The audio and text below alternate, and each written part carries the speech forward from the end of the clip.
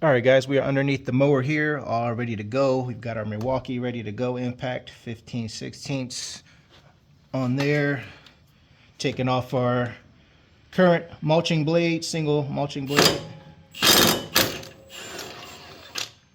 If you're doing this for the first time, make sure you know how your blade is coming off and how it goes back on. Make sure you know where your washers are located. The skinny washer on the bottom for me, fat washer on top. Blade is obviously in the center there.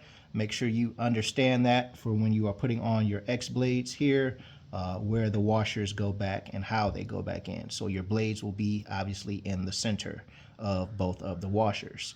So taking off our first washer there, I kind of set mine up in front of me in order so I never forget, but I've been doing this for so many years now that I never really forget. But if you're doing this for the first time, make sure you just set it up in a line so that you know. So here's what we're doing now. We've got our X blade set up here on the ground. Here is how it looks.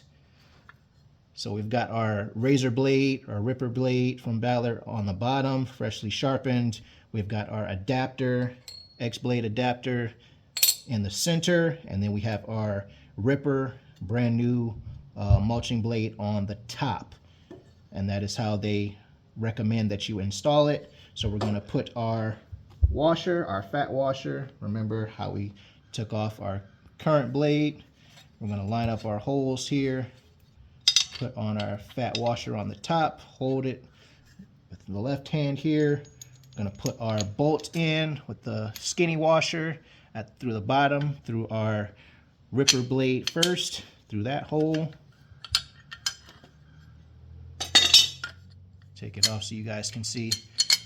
So nut, washer, razor blade, X blade, adapter. Then we put on our ripper on top of that to make the X. And then we throw on our fat washer on top. And now we are ready to reinstall the blades here.